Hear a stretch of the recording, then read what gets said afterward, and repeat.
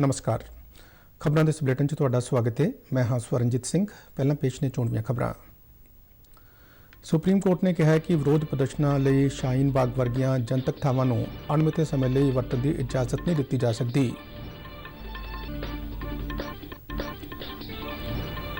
तेलंगाना कृष्णा ਅਤੇ गोदावरी दरियावां ਦੇ ਪਾਣੀਆਂ ਦੀ ਵੰਡ ਦੇ ਮੁੱਦੇ ਤੇ ਸੁਪਰੀਮ ਕੋਰਟ ਵਿੱਚ ਦਾਇਰ ਕੀਤੀ ਗਈ ਪਟੀਸ਼ਨ ਵਾਪਸ ਲੈਣ ਲਈ ਸਹਿਮਤ।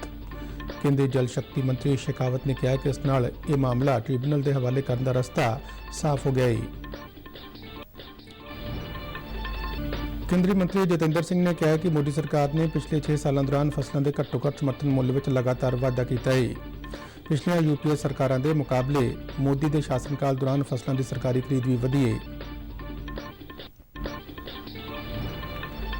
केंद्रीय सेहत मंत्रालय वालों त्योहारों के सीजन दौरान कोविड महामारी को फैलण तो रोकण लई SOP जारी। सह रोगों नाल पीड़ित 65 साल तो उपर के लोगों, गर्भवती महिलावां ते 10 साल तो घट की उम्र के बच्चों को घरां विच रहण दी सलाह।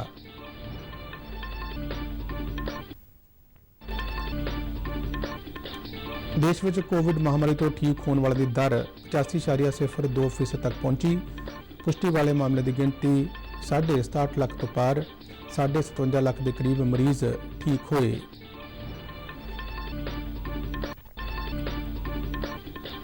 जम्मू कश्मीर के शोपियां जिले में कल रात तो चल रहे मुकाबले में सुरक्षा बलों ने 2 अतवादियों को मार मुकाया। ते हुण खबरां विस्तार नाल। सुप्रीम कोर्ट ने कहा है कि शाहीन बाग वर्गियां जनतक थावां नूं विरोध प्रदर्शन लई स्वीकारिया नहीं जा सकदा अते ना ही अणमिथे समय लई इन्हां थावां नूं प्रदर्शन लई बंद करन दी इजाजत दित्ती जा सकदी है। सर्वोच्च अदालत का फैसला अज नागरिकता सोध कानून के विरोध में रोज़ प्रदर्शनों लैके कौमी राजधानी दिल्ली के शाहीन बाग की सड़क नूं आवाजाही लई ठप्प किए जाने के मुद्दे ते आया है। जस्टिस SK कौल ते आधारित बेंच ने यह भी कहा कि दिल्ली पुलिस को चाहिए सी कि शाहीन बाग इलाके नूं प्रदर्शनकारी तो मुक्त कराउण लई कार्रवाई करती। सर्वोच्च अदालत ने कहा कि लोकतंत्र ते विरोधी विचार नाल चलते हैं, पर विरोध प्रदर्शनों नूं वेखदिआं अधिकारियों नूं अपनी पद्धर ते कार्रवाई करनी चाहिए सी, ना कि अजिही स्थिति नाल नजिठण लई अदालतां दा सहारा लेना चाहिए सी।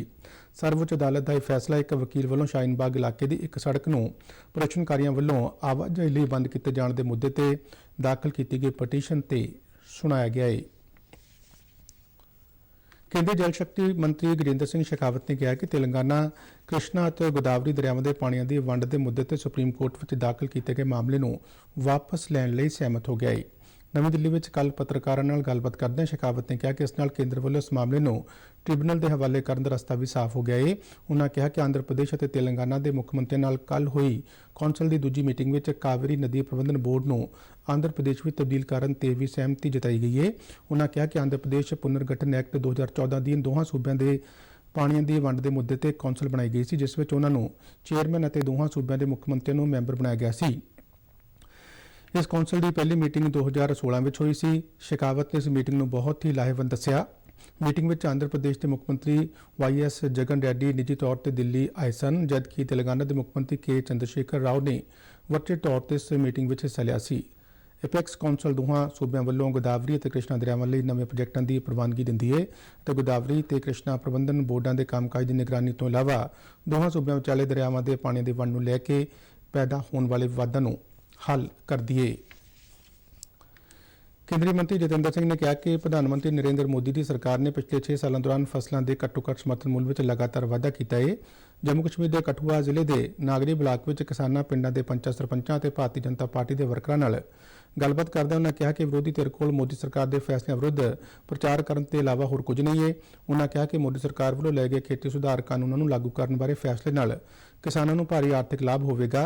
उन्होंने कहा कि पिछली यूपीए सरकार की लीडरशिप ने इस बारे स्पष्टीकरण देना चाहिए कि उसके शासनकाल दौरान जिनसां की खरीद घट क्यों होंदी सी।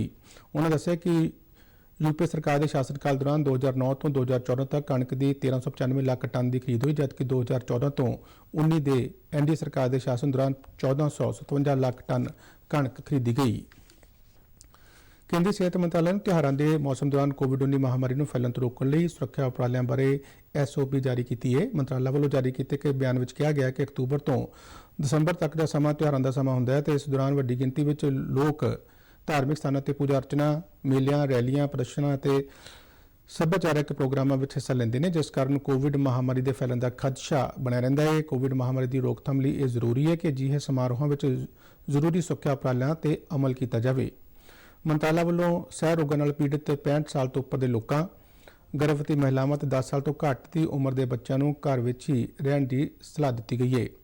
ਮੰਤਰਾਲਾ ਨੇ ਇਸ ਤਰ੍ਹਾਂ ਦੇ ਸਮਾਰੋਹਾਂ ਅਤੇ ਪ੍ਰੋਗਰਾਮਾਂ ਵਾਲੀਆਂ ਥਾਵਾਂ ਦੀ ਪਛਾਣ ਕਰਨ ਅਤੇ ਉੱਥੇ ਥਰਮਲ ਸਕਰੀਨਿੰਗ ਦਾ ਪ੍ਰਬੰਧ ਕਰਨ ਦੇ ਨਾਲ ਸਮਾਜਿਕ ਦੂਰੀ ਬਣਾਈ ਰੱਖਣ ਅਤੇ ਸਾਫ਼ ਸਫਾਈ ਦਾ ਵਿਸ਼ੇਸ਼ ਧਿਆਨ ਰੱਖਣ ਦੀ ਇੱਕ ਵਿਸਥਾਰਤ ਯੋਜਨਾ ਤਿਆਰ ਕਰਨ ਲਈ ਵੀ ਕਿਹਾ ਹੈ।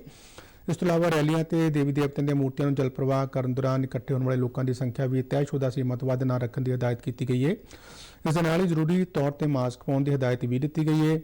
ਮੰਤਰਾਲਾ ਨੇ ਕਿਹਾ ਕਿ ਕਈ ਹਫ਼ਤਿਆਂ ਤੱਕ ਚੱਲਣ ਵਾਲੀਆਂ ਨੁਮਾਇਸ਼ਾਂ, ਮੇਲਿਆਂ, ਪੂਜਾ ਪੰਡਾਲਾਂ, ਰਾਮਲੀਲਾ ਮੈਦਾਨਾਂ ਅਤੇ ਸੰਗੀਤ ਤੇ ਨਾਟਕ ਮੇਲਿਆਂ ਵਿੱਚ ਵੀ ਲੋਕਾਂ ਦੀ ਗਿਣਤੀ ਦਾ ਧਿਆਨ ਰੱਖਣ ਦੀ ਹਦਾਇਤ ਦਿੱਤੀ ਗਈ ਹੈ।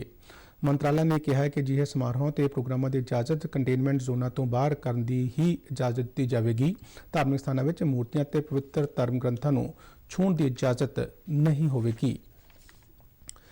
ਦੇਸ਼ ਵਿੱਚ ਕੋਰੋਨਾ ਵਾਇਰਸ ਤੋਂ ਠੀਕ ਹੋਣ ਵਾਲਿਆਂ ਦੀ ਗਿਣਤੀ ਵਿੱਚ ਲਗਾਤਾਰ ਵਾਧਾ ਹੋ ਰਿਹਾ ਹੈ। ਸਿਹਤ ਮੰਤਰਾਲਾ ਅਨੁਸਾਰ ਹੁਣ ਤੱਕ 57,44,693 ਮਰੀਜ਼ ਠੀਕ ਹੋ ਚੁੱਕੇ ਨੇ, ਜਿਸ ਨਾਲ ਇਸ ਮਹਾਮਾਰੀ ਤੋਂ ਠੀਕ ਹੋਣ ਵਾਲੇ ਮਰੀਜ਼ਾਂ ਦੀ ਦਰ 85.02% ਹੋ ਗਈ ਹੈ।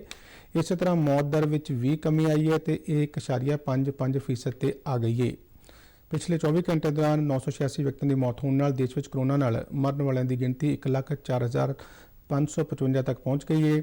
ਦੇਸ਼ ਵਿੱਚ ਹੁਣ ਤੱਕ ਪੁਸ਼ਟੀ ਵਾਲੇ ਕੁੱਲ ਮਾਮਲਿਆਂ ਦੀ ਗਿਣਤੀ 67,57,131 ਤੇ ਪਹੁੰਚ ਗਈ ਹੈ, ਜਿਨ੍ਹਾਂ ਵਿੱਚੋਂ ਇਸ ਵੇਲੇ ਦੇਸ਼ ਵਿੱਚ ਸਿਰਫ 9,07,883 ਐਕਟਿਵ ਮਾਮਲੇ ਨੇ, ਜੋ ਪੁਸ਼ਟੀ ਵਾਲੇ ਕੁੱਲ ਮਾਮਲਿਆਂ ਦਾ 13.44% ਹੈ। ਇਸ ਦੌਰਾਨ ਕੋਰੋਨਾ ਮਰੀਜ਼ਾਂ ਦੇ ਨਮੂਨਿਆਂ ਦੀ ਜਾਂਚ ਵਿੱਚ ਵੀ ਤੇਜ਼ੀ ਆਈ ਹੈ ਤੇ 6 ਅਕਤੂਬਰ ਤੱਕ ਦੇਸ਼ ਵਿੱਚ ਕੁੱਲ 8,22,71,654 ਨਮੂਨਿਆਂ ਦੀ ਜਾਂਚ ਕੀਤੀ ਜਾ ਚੁੱਕੀ, ਜਿਨ੍ਹਾਂ ਵਿੱਚੋਂ 11,99,857 ਨਮੂਨਿਆਂ ਦੀ ਜਾਂਚ ਬੀਤੇ ਇੱਕ ਦਿਨ ਵਿੱਚ ਕੀਤੀ ਗਈ।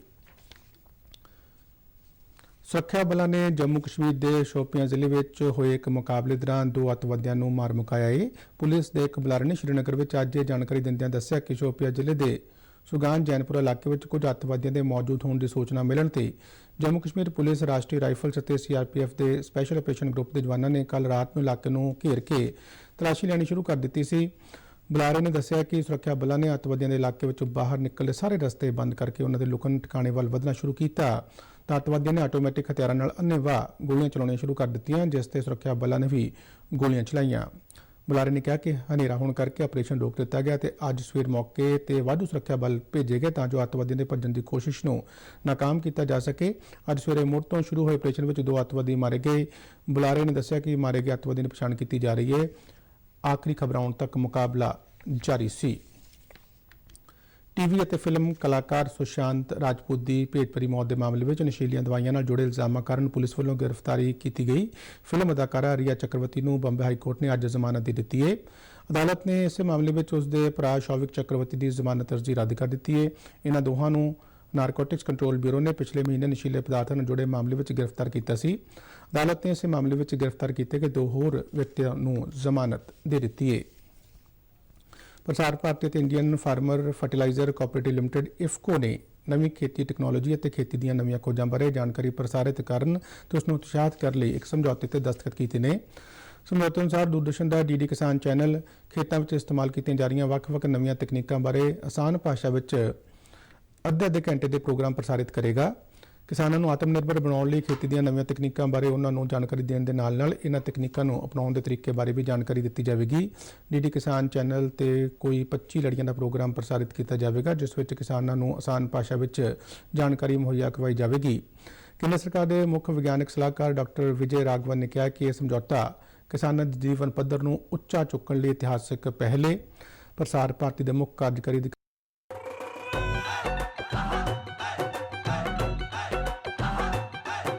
ਕਿ ਦੂਰਦਰਸ਼ਨ ਰਾਹੀਂ ਆਸਾਨ ਭਾਸ਼ਾ ਵਿੱਚ ਕਿਸਾਨਾਂ ਨਾਲ ਖੇਤੀ ਤਕਨੀਕਾਂ ਤੇ ਹੋਰ ਜਾਣਕਾਰੀਆਂ ਸਾਂਝੀਆਂ ਕੀਤੀਆਂ ਜਾਣਗੀਆਂ। ਉਹਨਾਂ ਕਿਹਾ ਕਿ ਇਹ ਪ੍ਰੋਗਰਾਮ ਵਰਚੁਅਲ ਤੌਰ ਤੇ ਵੀ ਪ੍ਰਸਾਰਿਤ ਕੀਤੇ ਜਾਣਗੇ ਤਾਂ ਜੋ ਨੌਜਵਾਨ ਕਿਸਾਨ ਵੀ ਇਹਨਾਂ ਦਾ ਲਾਭ ਉਠਾ ਸਕਣ। ਇਫਕੋ ਦੇ ਪ੍ਰਬੰਧ ਨਿਰਦੇਸ਼ਕ US ਅਵਸਥੀ ਨੇ ਕਿਹਾ ਕਿ ਇਫਕੋ ਨੇ ਯੂਰੀਆ ਦਾ ਵਿਕਲਪ ਤਿਆਰ ਕਰ ਲਿਆ ਜੋ ਨੈਨੋ ਤਕਨੋਲੋਜੀ ਤੇ ਆਧਾਰਿਤ ਹੈ ਅਤੇ ਇਸ ਨਾਲ ਕਿਸਾਨਾਂ ਨੂੰ ਖੇਤੀ ਵਿੱਚ ਵਧੇਰੇ ਮਦਦ ਮਿਲੇਗੀ। ਉਹਨਾਂ ਕਿਹਾ ਕਿ ਸਮਝੌਤੇ ਨਾਲ 2022 ਤੱਕ ਕਿਸਾਨਾਂ ਦੀ ਆਮਦਨ ਦੁੱਗਣਾ ਕਰਨ ਵਿੱਚ ਵੀ ਮਦਦ ਮਿਲੇਗੀ। ਦੂਰਦਰਸ਼ਨ ਦੇ ਡਾਇਰੈਕਟਰ ਜਨਰਲ ਮਯੰਕ ਅਗਰਵਾਲ ਨੇ ਕਿਹਾ ਕਿ ਸਮਝੌਤੇ ਨਾਲ ਵਿਗਿਆਨੀਆਂ ਵੱਲੋਂ ਕੀਤੀਆਂ ਗਈਆਂ ਨਵੀਆਂ ਖੋਜਾਂ ਨੂੰ ਖੇਤਾਂ ਤੱਕ ਪਹੁੰਚਾਇਆ ਜਾ ਸਕੇਗਾ, ਜਿਸ ਨਾਲ ਨੌਜਵਾਨ ਕਿਸਾਨਾਂ ਨੂੰ ਫਾਇਦਾ ਹੋਵੇਗਾ। ਇਸ ਦੇ ਨਾਲ ਹੀ ਖਬਰਾਂ ਦਾ ਇਹ ਬੁਲੇਟਿਨ ਖਤਮ ਹੁੰਦਾ ਹੈ। ਆਗਿਆ ਦਿਓ। ਧੰਨਵਾਦ।